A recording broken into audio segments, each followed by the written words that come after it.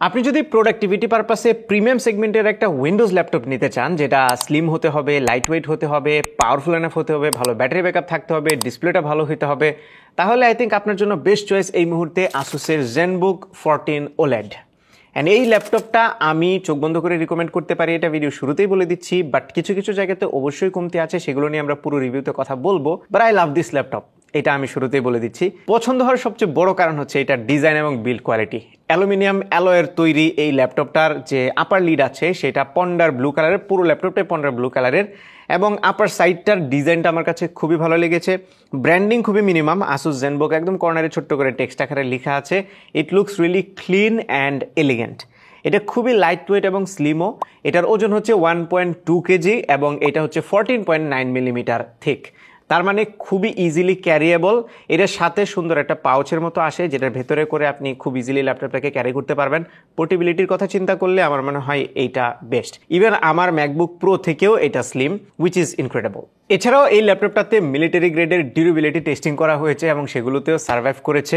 সেই সাথে এটা যে লিডটা আছে এটাকে আপনি 180 ডিগ্রি পর্যন্ত ওপেন করতে পারবেন এবং এই লিডটাকে আপনি এক হাতে এক আঙুলে খুব ইজিলি ওপেন এবং ক্লোজ করে ফেলতে পারবেন, which is also very good. এবং এটা যে হিঞ্জ মেকানিজমটা আছে সেটাও কিন্তু খুবই প্রিমিয়াম, মানে বিল্ড কোয়ালিটি এবং ডিজাইনের দিক থেকে কোথাও আপনি কমতি খুঁজে পাবেন না। এবার পোর্ট সিলেকশনের দিকে যদি একটু নজর দিই, তাহলে এই ল্যাপটপের বাম পাশে একটা USB-A আছে, মানে ফুল সাইজের ইউএসবি। এটা হচ্ছে USB 3.2 Gen 1 প্রোটোকলের। অ্যান্ড এটাকে একটু একা একাই লাগছে, গার্লফ্রেন্ড ছাড়া একা একা দিয়ে দিছে, সো ও খুব লোনলি ফিল করতেছে। আমার মনে হয় যদি আরেকটা USB-A দেওয়া যেত তাহলে একদম সোনায় সোহাগা হয়ে যেত। তবে জোড়ায় জোড়ায় দেওয়া হয়েছে দুইটা USB-C পোর্ট, যেগুলো আবার থান্ডারবোল্ট 4.0, এগুলোতে ডিসপ্লে আউটপুট এবং পাওয়ার সাপ্লাই দুটোই সাপোর্ট করে, পাওয়ার ডেলিভারি। সো এই জায়গাতে কোনো কমতি নেই। আপনি চাইলে এক্সটার্নাল মনিটর কানেক্ট করতে পারেন অথবা অন্যান্য এক্সটার্নাল যত ডিভাইস আছে যেগুলো থান্ডারবোল্টের মাধ্যমে পাওয়ার আপ করা যাবে সেগুলোতে কানেক্ট করতে পারবেনই। একই সাথে এখানে 3.5 মিলিমিটার একটা কম্বো অডিও জ্যাক দেওয়া হয়েছে এবং এইটাতে তারা মিস করে নাই HDMI-টা। এখানে ফুল সাইজের HDMI 2.1 দেওয়া হয়েছে। তার মানে আপনি যদি বিজনেস পার্সোনাল হন এবং কোথাও প্রেজেন্টেশন দিতে চান তাহলে খুব সহজে HDMI দিয়ে এক্সটার্নাল কোনো একটা ডিভাইসে বা প্রজেক্টরে কানেক্ট করতে পারবেন এই ল্যাপটপটাকে। আর লিডটা ওপেন করলে আপনি পেয়ে যাবেন 14 ইঞ্চির একটা গর্জিয়াস ডিসপ্লে। এটা একটা OLED প্যানেল, যেটা 16:10 অ্যাসপেক্ট রেশিওর, মানে ভার্টিক্যাল অ্যাসপেক্ট রেশিও, যেটা আমার খুবই পছন্দ এবং স্পেশালি যারা ওয়ার্ক পারপাসে ল্যাপটপ ইউজ করে তাদের জন্য এটা খুবই অ্যাপ্রোপ্রিয়েট। এছাড়াও এই ল্যাপটপটিতে 60 হার্জ রিফ্রেশ রেট আছে, মানে হাই রিফ্রেশ রেট নাই। বাই দ্য ওয়ে এটার আরেকটা ভেরিয়েন্ট আছে, যে ভেরিয়েন্টে 120 হার্জ রিফ্রেশ রেট আছে এবং আমাদের হাতে যে ভেরিয়েন্ট আছে এই ল্যাপটপের, এটাতে কিন্তু 1080 ডিসপ্লে ইউজ করা হয়েছে 1920x1200 এবং এইটার আরেকটা 3K রেজুলেশন ভেরিয়েন্টও আছে এবং সেটাতে টাচ ডিসপ্লেও আছে, বাট আমাদের এই স্পেসিফিক ভেরিয়েন্টটা নন টাচ। সো 1080 ডিসপ্লে এবং নন টাচ, এটা OLED panel, 60 hertz refresh rate আছে। এটাতে গ্লসি একটা ভাইব আছে, তার মানে অ্যান্টি গ্লেয়ার কোটিংটা দেওয়া নাই। অ্যান্টি গ্লেয়ার কোটিং দিলে অনেক সময় আছে কালারে একটুখানি এদিক ওদিক হয়, গ্লসি হওয়ার ফলে কালারটা দেখতে বেশি ভাইব্রেন্ট লাগে এবং কালার খুবই লাইভলি লাগে। আসুস ক্লেম করছে এটাতে 100% DCI P3 কালার গ্যামট অফার করছে এবং ট্রু টু লাইফ কালার দিচ্ছে, বাট আমি কিছুটা স্কেপটিক্যাল এই ব্যাপারে। এটা একদম 100% কালার অ্যাকুরেট হবে না। তবে এটাতে TOV রেনলেন সার্টিফিকেশন আছে, তার মানে হচ্ছে আপনার চোখের ক্ষতি একটু কম হবে, ব্লু লাইট ফিল্টার করে দেয় এটা। SGS আই কেয়ার থেকে শুরু করে আর বেশ কিছু সার্টিফিকেশন আছে যেগুলো আপনার চোখকে একটু বেটার রাখার চেষ্টা করবে। তবে ভালো ব্যাপার হচ্ছে এই ডিসপ্লের পিক ব্রাইটনেস 600 নিটস পর্যন্ত যায় এবং রেগুলার ব্রাইটনেসটা হচ্ছে 400 নিটস পর্যন্ত। HDR সিচুয়েশনে গেলে 600 নিটস পর্যন্ত যাবে। ল্যাপটপের জন্য 600 nits is a lot, so brightness নিয়ে কোনো প্রবলেম নাই। তবে আপনি যদি একটু লাইটের বিপরীতে কিংবা জানালার পাশে বসে যদি কাজ করতে চান তাহলে রিফ্লেকশনটা আপনাকে কিছুটা ডিস্টার্ব করবে। ফুল ব্রাইটনেস দিলে আবার কিছুটা সেটা সলভ হয়ে যায়। ডিসপ্লের দুই পাশের বেজেলগুলো বেশ ন্যারো। উপরের দিকে ওয়েবক্যাম আছে যেটা ফুল HD রেজুলেশনের এবং একটা IR সেন্সরও আছে উপরের দিকে। সেই সাথে আপনার ওয়েবক্যামের সেফটি সিকিউরিটির জন্য একটা প্রাইভেসি ফিচার দেওয়া হয়েছে, যেটার মাধ্যমে আপনি ওয়েবক্যামটাকে ক্লোজ করে রাখতে পারবেন। সো কেউ যদি আপনার পারমিশন ছাড়া আপনার ওয়েবক্যামের অ্যাক্সেস নিয়েও যায়, সে ওয়েবক্যামে তেমন কিছু দেখতে পারবে না। আর যেহেতু IR সেন্সর আছে, সো ল্যাপটপটিকে আপনি খুব ইজিলি ফেস আনলক করতে পারবেন উইন্ডোজ হেলো ফিচারের মাধ্যমে। ফেস আনলক করা গেলেও এটাতে কোনো ধরনের ফিঙ্গারপ্রিন্ট স্ক্যানার নাই, আমার মনে হয় এটা দিয়ে দিলে আরেকটু ভালো হতো। আর এই ল্যাপটপের কিবোর্ডটা হচ্ছে একটা ব্যাকলিট চিকলেট কিবোর্ড, TKL, মানে নামপ্যাডটা নাই এবং এইটার যে বাটনগুলো আছে সেগুলো খুবই কমফোর্টেবল। 1.4 মিলিমিটার ট্রাভেল ডিস্টেন্স আছে এই বাটনগুলোতে। প্রেস করলে একটা ট্যাকটাইল ফিডব্যাকও পাওয়া যায়, খুব হেভি ট্যাকটাইল ফিডব্যাক না, মোটামুটি স্যাটিসফ্যাক্টরি। এবং এটা নয়েজও খুব বেশি করে না, তার মানে সফট মেমব্রেন কিবোর্ড যেরকম হয় টাইপ করতে গিয়ে খুবই কমফোর্টেবল ফিল আমি পেয়েছি, সেই সাথে পালম রেস্ট করার মতো এনাফ জায়গাও নিচের দিকে আছে। সেই সাথে আমরা যদি এইটা টাচপ্যাডের দিকে তাকাই তাহলে টাচপ্যাডটা বেশ বড় সড়ো সাইজের, তার মানে রিয়েল এস্টেট আপনি অনেক পাচ্ছেন। সো সব ধরনের জেস্টার খুব ইজিলি আপনি এখানে পারফর্ম করতে পারবেন। এবং ডান পাশে উপরের দিকে একটা টাচ বাটন আছে, যেটাতে একটু টাচ করে হোল্ড করলেই আপনার টাচপ্যাডটা জ্বলে উঠবে এবং এখানে নামপ্যাড আপনি দেখতে পারবেন। সেই নামপ্যাডের মাধ্যমে আপনি যখন ইচ্ছা নামপ্যাড ইউজ করতে পারবেন। সো এখানে যদিও এটা একটা টিকেএল কিবোর্ড, তারপরেও আপনি নামপ্যাডটা কিন্তু নিচের দিকে ইউজ করতে পারবেন। এবং এটার যে সারফেসটা সেটা গ্লাস সারফেস, নিচের দিকে দুইটা বাটন আছে, যে বাটনগুলো বেশ ক্লিকি, এগুলো কিন্তু ডিজিটাল বাটন না, অ্যাকচুয়াল ফিজিক্যাল বাটন, এবং বাটনগুলো বেশ ক্লিকি, খুব একটা নয়েজি না, স্যাটিসফ্যাক্টরি ফিল পাওয়া যায় প্রেস করলে। ওভারঅল কিবোর্ড এবং টাচপ্যাড নিয়ে কোনো সমস্যা নেই। বাই দ্য ওয়ে, এই ল্যাপটপে মাল্টিমিডিয়া কনজামশন খুবই এনজয়েবল ছিল। একে তো ডিসপ্লেটাতে খুব লাইভলি ভাইব্রেন্ট কালার দেখা যায়, সেই সাথে এটা স্পিকারগুলো খুবই ভালো ছিল।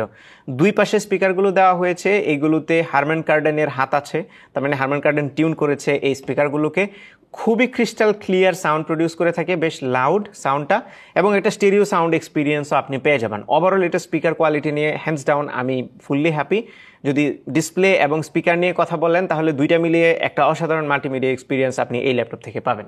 অলরাইট, এনাফ অ্যাবাউট ফিচার্স, এবার আমরা চলে আসি এই ল্যাপটপের পারফরমেন্সে। সো আসুসের ZenBook 14 OLED 2024 এডিশনে যে প্রসেসর ইউজ করা হয়েছে সেটা হচ্ছে ইন্টেলের কোর আলট্রা 7 155H, এবং এই আলট্রা সিরিজের প্রসেসর সম্পর্কে সবাই হয়তো শুনেছেন। এটাতে ডেডিকেটেড NPU আছে, neural processing unit for AI processing.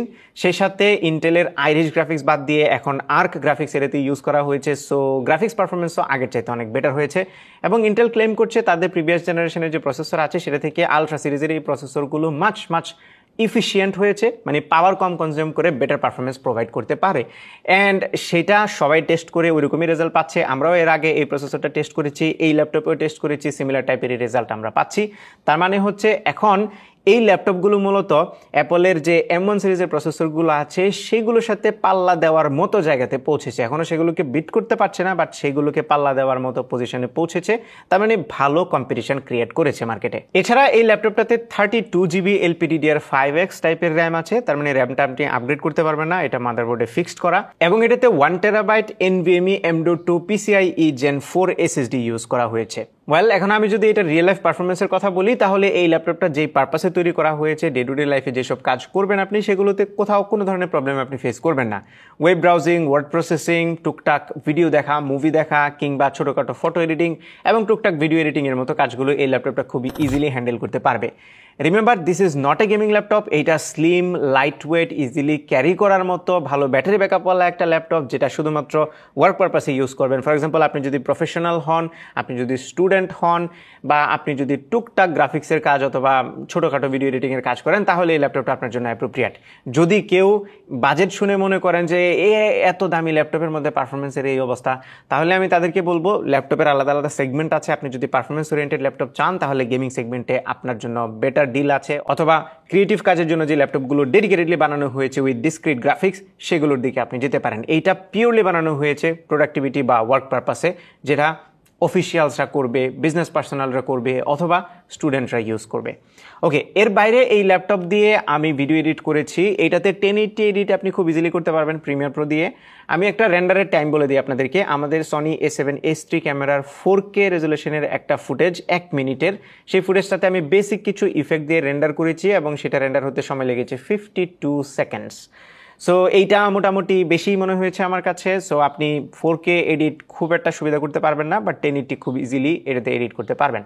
ছবি এডিট যদি করতে চান তাহলে ফটোশপ, ইলাস্ট্রেটরের মতো সফটওয়্যারগুলো খুব ইজিলি এটাতে রান করতে পারবেন।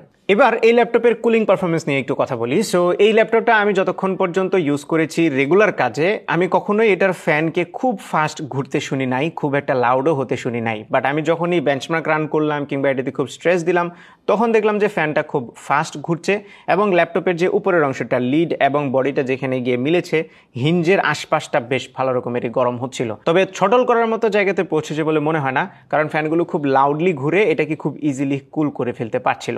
বাকি সময় এটা খুবই ইজিলি হ্যান্ডেল করতে পারছিল। By the way, my Asus যে সফটওয়্যারটা আছে সেখানে বেশ কিছু পারফরমেন্স প্রোফাইল আছে, সেখান থেকে আমাদের এই ল্যাপটপটাতে সবসময় ব্যালেন্সড মোডটা সিলেক্ট করা ছিল, যেটা আপনার কাজের উপর ডিপেন্ড করে পারফরমেন্স মোডটাকে বা ফ্যান স্পিডটাকে সুইচ করে ফেলে। নাও এই ধরনের ল্যাপটপগুলোতে ব্যাটারি ব্যাকআপ খুবই ক্রুশাল একটা ভূমিকা পালন করে ডিসিশন মেকিংয়ের বেলায়, যে এই ল্যাপটপটা কিনবো কি কিনবো না। বহুদিন ধরে এমনিতেই উইন্ডোজ ল্যাপটপে ব্যাটারি ব্যাকআপ নিয়ে খুবই বেহাল অবস্থা ছিল, যার কারণে সবাই অ্যাপলের ম্যাকবুকের দিকে ঝুঁকতেছিল। সেই জায়গা থেকে কিছুটা বের হয়ে আসতে পেরেছে ইন্টেলের আলট্রা সিরিজের প্রসেসর, এবং আমার মনে হয় ওভারঅল উইন্ডোজ ল্যাপটপের যে সিনারিওটা সেটা আস্তে আস্তে করে একটু চেঞ্জ হতে যাচ্ছে ব্যাটারি ব্যাকআপের বেলায়। সো এই ল্যাপটপটাতে 75 ওয়াট আওয়ারের ব্যাটারি দেওয়া হয়েছে, এবং আসুস যেটা ক্লেম করছে এটাতে 15 আওয়ার্স প্লাস ব্যাটারি ব্যাকআপ আপনারা পাবেন।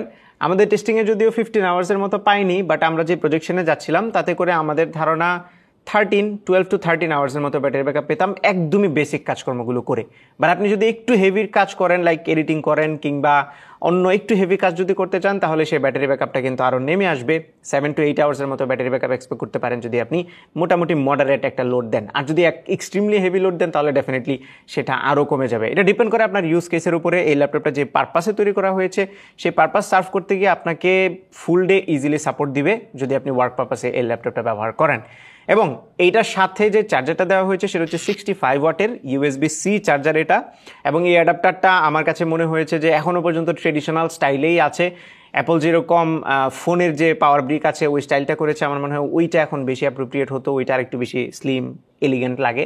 সো স্টিল এখনও ট্রেডিশনাল যে পাওয়ার অ্যাডাপ্টার স্টাইল সেটাই রাখা হয়েছে। যাই হোক, এটা অনেকের কাছে খুব একটা প্রবলেম মনে হবে না। ব্যাটারি ব্যাকআপ নিয়ে আমি মোটামুটি স্যাটিসফাইড। এখন এই ব্যাটারি ব্যাকআপটা যদি লম্বা সময় পর্যন্ত ধরে রাখতে পারে তাহলে অবশ্যই এটা খুবই ভালো একটা ব্যাপার হবে। ওকে, এবার আমরা একটু কনক্লুড করবো পুরো ব্যাপারটা। তার আগে এটার প্রাইসটা আপনাদেরকে জানিয়ে দিই। এই ল্যাপটপটা যে ভেরিয়েন্টে বাংলাদেশে লঞ্চ হয়েছে অফিসিয়ালি সেটার দাম হচ্ছে 1,60,000 টাকা। এটা হচ্ছে ইন্টেলের কোর আলট্রা 7 প্রসেসর দিয়ে 32 GB র্যাম, 1 TB SSD এবং OLED display 1080 রেজুলেশনের 60 Hz refresh rate, নন টাচ ডিসপ্লে যেটা, সেই ভেরিয়েন্টটা 1,60,000 টাকা। কারণ প্রাইস নিয়ে যদি কথা বলি তাহলে বাংলাদেশে এমনিতেই ল্যাপটপের দাম অফিসিয়ালি যখন লঞ্চ হয় একটু বেশি টাকায় লঞ্চ হয়, যেহেতু অফিসিয়াল ল্যাপটপ। এখানে আপনি অফিসিয়াল ওয়ারেন্টি পাচ্ছেন, এটা একটা ভালো ব্যাপার। সেই সাথে আমি দেখলাম এই ল্যাপটপটা কিনলে 1 মাসের ক্রিয়েটিভ ক্লাউড সাবস্ক্রিপশন আপনাকে ফ্রি দেওয়া হচ্ছে, which is also really good যারা ক্রিয়েটিভ কাজ করে তাদের জন্য। সব কিছু মিলিয়ে প্রাইসটা আমার কাছে একটু সামান্য পরিমাণে বেশি মনে হচ্ছে। যদি 3K রেজুলেশনের যে ভার্সনটা আছে টাচ ডিসপ্লেওয়ালা, সেটা যদি এই প্রাইসে হতো তাহলে আমার মনে হয় আরও বেশি অ্যাপ্রোপ্রিয়েট হতো। আরেকটা জিনিস আমার কাছে মিসিং মনে হয়েছে, ফিঙ্গারপ্রিন্ট তারা খুব কম সময় ল্যাপটপে দেয়, এখন ফিঙ্গারপ্রিন্ট দিলে আরেকটু বেশি ভালো হয়। এর বাইরে আর তেমন কোনো কমপ্লেন নেই। এই ল্যাপটপটার ডিজাইন, বিল্ড কোয়ালিটি, এইটার স্লিমনেস, থিকনেস, পোর্টেবিলিটি কিংবা এটার ডিসপ্লে, পারফরমেন্স, ব্যাটারি ব্যাকআপ সব জায়গাতেই মোটামুটি এটা ভালো পারফর্ম করছে। সো আপনার যদি উইন্ডোজ ল্যাপটপ পছন্দ হয় প্রিমিয়াম সেগমেন্টের, দেন Asus ZenBook 14 OLED could be your choice. তো এই ছিল আমাদের আজকের ভিডিও। আশা করি ভিডিওটি আপনাদের ভালো লেগেছে। যদি ভালো লেগে থাকে তাহলে ভিডিওতে একটা লাইক দেবেন, কমেন্ট করে জানাবেন কেমন লাগলো। আপনার ফ্রেন্ডদের সাথে শেয়ার করতে একদমই ভুলবেন না। আমাদের পেজে ফলো এবং চ্যানেলে সাবস্ক্রাইব তো মাস্ট। দেখা হবে পরবর্তী ভিডিওতে। Till then take care. আসসালামু আলাইকুম।